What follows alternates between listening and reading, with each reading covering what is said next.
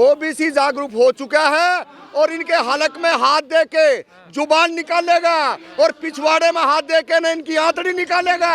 अगर ये गलतफहमी का शिकार है तो भूल जाए, हमने कोई नहीं लेना। हमने कोई, उमा भारती ने कहा ना, उमा भारती ने कह दिया कि हम बीजेपी का साथ नहीं देवांगे। इनविटेशन भी नहीं मिला है। अरे नहीं मिला, नहीं चाहिए ना, हमने जाना ही नहीं है। जब हमने राम मंदिर से कोई लेना देना नहीं है। जो गुलाम हैं, जो अपाहिज और अपंग हैं, वो राम मंदिर जाएंगे। जो इस देश का, हम गाली नहीं दे रहे, जो गुलाम, जो बेदिमाग के जो लोग हैं, उनका काम है जाइए वहाँ पे। अरे क्या मिलेगा, कोई बता तो दे। शिक्षा मिलेगी, रोजगार मिलेगा, क्या पीएचडी हो रही है वहाँ पे? ये सारे का सारा जो आस्था है, आस्था। कोई आस्था नहीं, आस्था हमारी व्यक्तिगत है।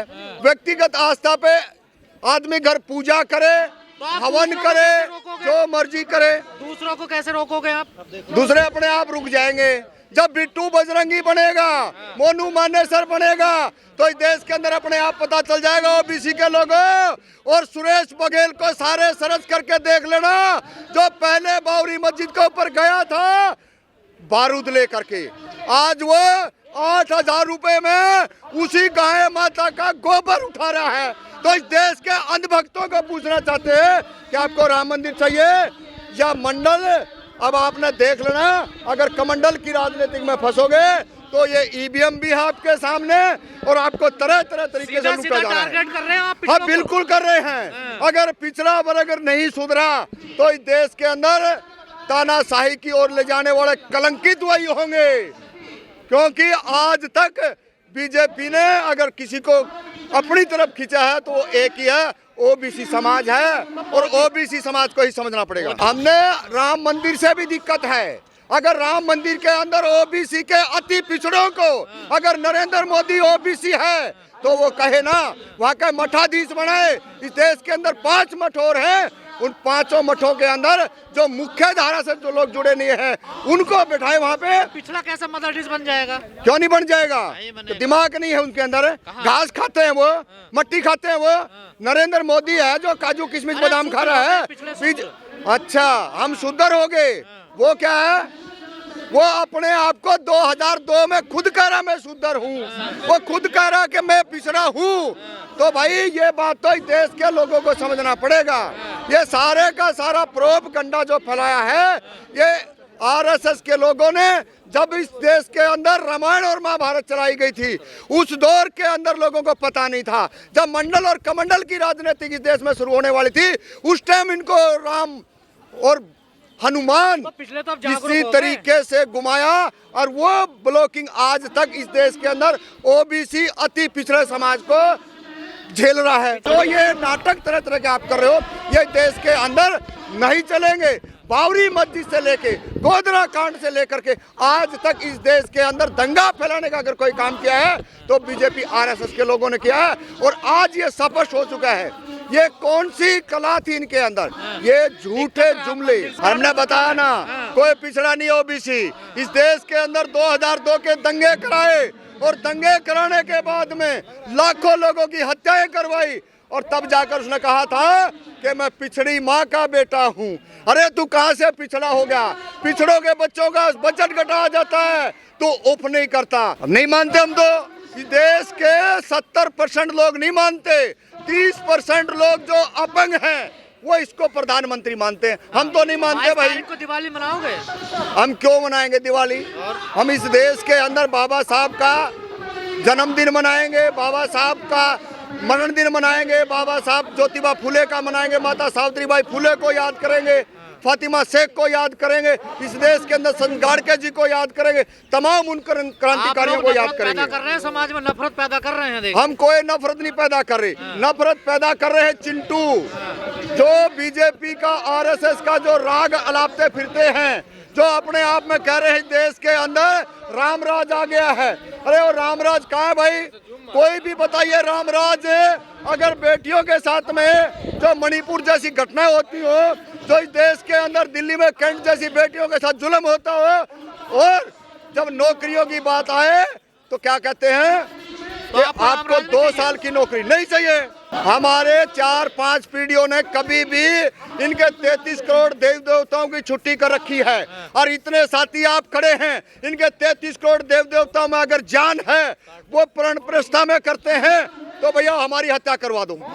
हम चैलेंज के साथ कहते हैं ये ब्राह्मणों की पुजारियों की दुकानें हैं, अरे आप तो वो जहर फैलाने दुकानें हैं, हैं। आप तो जहर फैलाने हम कोई जहर नहीं फैला रहे, हम तो ईवीएम की बात करने आए हैं। ईवीएम इस देश के अंदर बैन होनी चाहिए।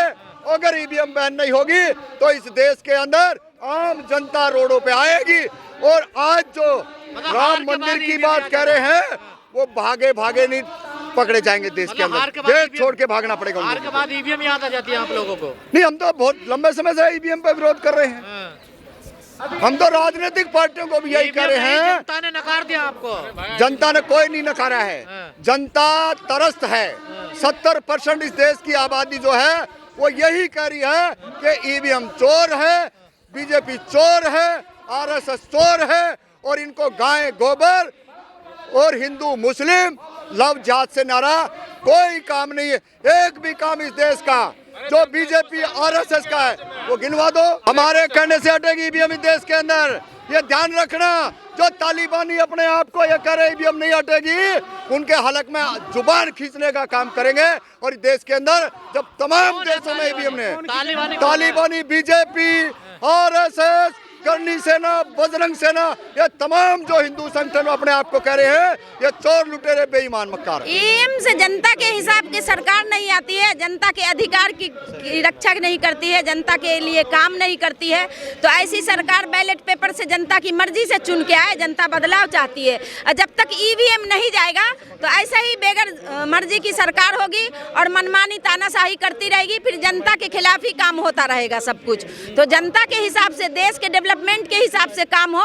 अगर बैलेट पेपर से चुन के मर्जी, जनता की मर्जी से सरकार आएगी तभी जनता के से कमिटमेंट करेगी, बदलाव का काम होगा, देश के तरक्की का काम होगा, युवाओं के लिए रोजगार होगा, शिक्षा, चिकित्सा, सुरक्षा का काम होगा।